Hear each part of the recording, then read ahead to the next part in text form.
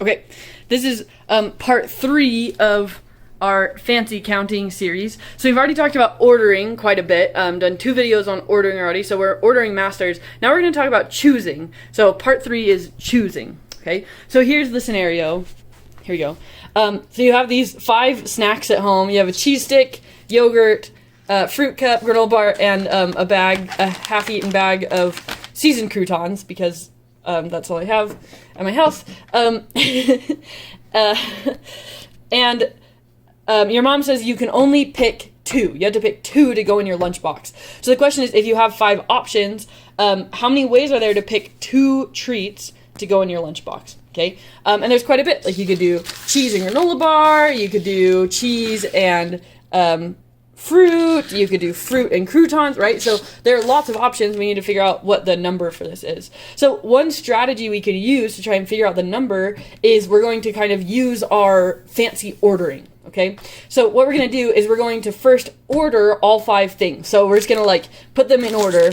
Bam, bam, bam, bam, bam. There we go. Okay, I just put my things in order. And now what we'll say is we'll put them in order, and then whatever order they're in, the first 2 will be the things that we will put in our lunchbox. So in this case, I set them up this way, and the granola bar and the yogurt will go in our lunchbox. Okay, and these other 3 stay at home. Okay, and this is going to be, we're going to do every single possible ordering so that we can get every possible set of 2 up here. So maybe a new ordering is like this. Okay, so here's another possible ordering. Okay, and in this scenario, we end up with peaches and cheese in our lunchbox, and these things stay at home, which makes sense because people are going to laugh at you if croutons, but whatever. So we just need to figure out how to make this like official. So first off, our first step is just ordering everything. So looking at every possible ordering. Well, we know how to set up every possible ordering. That's just 5 factorial. So let me grab a piece of paper here. So, number of ways to order all 5 is 5 factorial, which we know is like 120, but 5 factorial, okay? But here's the thing. So, say I have this setup, and these 2 things go in my lunchbox. All of a sudden, I don't really care so much what order they go in my lunchbox. I'm not talking about how I'm going to eat them. I'm just choosing 2 things to go in my lunchbox. So this order, for this purpose, this order and this order serve the same purpose, right? In both of these scenarios, these 2 end up in my lunchbox and these 3 don't. So I don't really care what order these first 2 things are in. They could be here or here. So I need to divide out by that in my solution. So we have the 5 factorial number of ways to get everything, and then we're going to divide out by the 2 factorial ways to rearrange the 2 things at the top, because once they're in my lunchbox, I don't care. They're just both go in my lunchbox, so I don't care what order these things are in. They're both going to go in my lunchbox.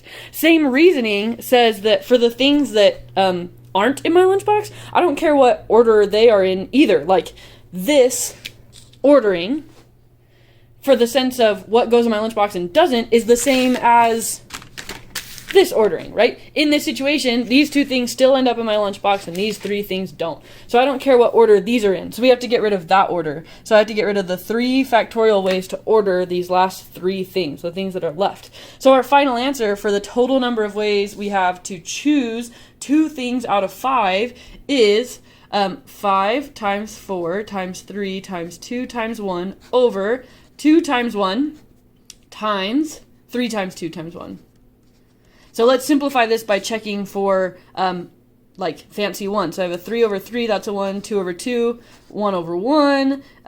Those are all the fancy ones, but I can simplify this 2 and this 4, right? Because 4 over 2 is just 2. So this is just 5 times 2, which is 10.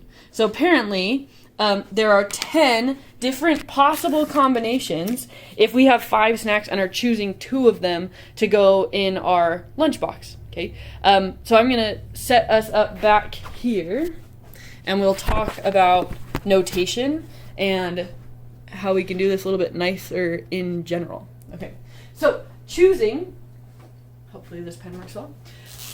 Choosing is a big part of combinatorics, right? So we already talked about ordering and then choosing, okay? And we have a notation for it. So in this case, we just calculated 5 choose 2 we had 5 choices, and we chose 2 of them. And we refer to that as 5 choose 2, like literally the mathematical term, which makes sense.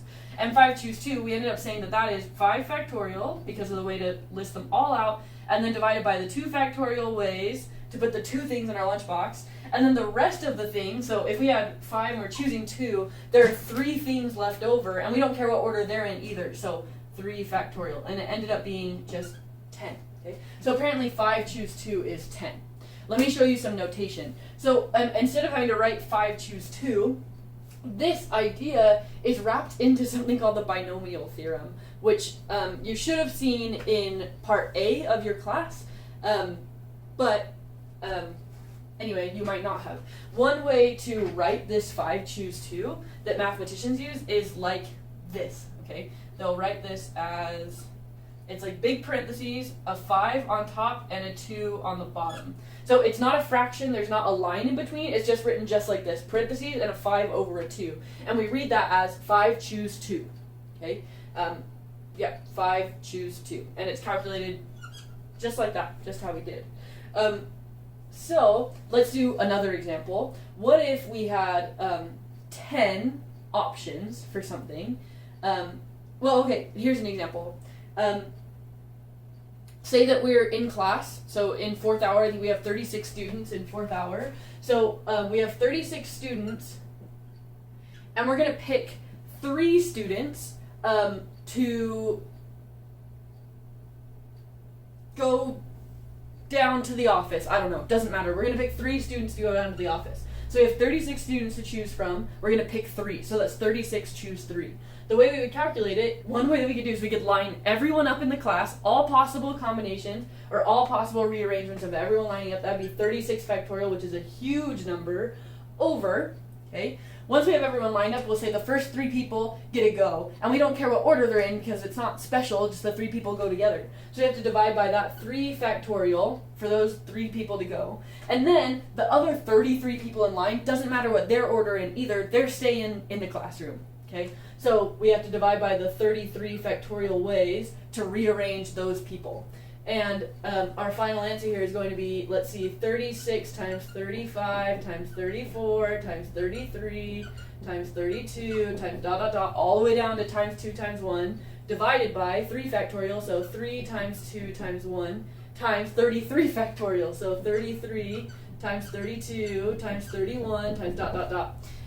Notice this 33 factorial is going to start picking up the 36 factorial, starting at 33. So like 33 over 33, 32 over 32, and that's just going to keep happening all the way down. So we're going to have dealt with all the rest of those terms. All we have left now is this 3 times 2 times 1, which we can simplify in with this like 36, 35, 34. 3 times 2 is 6, so I can simplify the 36 with the 6. 36 divided by 6 is just 6. So I think we can say this is just 6, and then we have times 35, times 34, and all the rest of those are fancy ones. So our answer is whatever this is, which I don't know what that is off the top of my head. I'll plug it in my calculator though. Let's see. It's going to be something big. Let me use my iPad calculator. 6 times, no, it's playing me an ad? Close. Oh, 6 times 35 times 34. 7,140. Okay? So there's 7,140 different ways for me to pick 3 people out of the class to go to the office. 7,140. That's crazy. Factorials grow really, really quickly. So I wanted to write out the general formula because we've seen the pattern. Like you order all the things, and then you divide by the ordering of the people that get chosen, and then you divide by the ordering of the people that don't get chosen. That's the idea. So let's write it out in not using numbers, just using some letters that you could replace with any number you want in a formula. So in general, the letters that combinatorists normally use for whatever reason is they say n choose k. So we have n people, and we're going to choose, or n treats, and we're going to choose k of them to go into our lunchbox. Okay, n choose k. So the total number of ways to do this is we take all n things and line them up, so that's n factorial over, we have to divide by the order of the things that get chosen. We're going to choose k of them, so k factorial. And then we have to divide by the rest of the things that didn't get chosen. The rest of the things is whatever is left after k. So we can calculate the number of things by just doing n minus k, right? That's how many will be left, is the difference, n minus k factorial.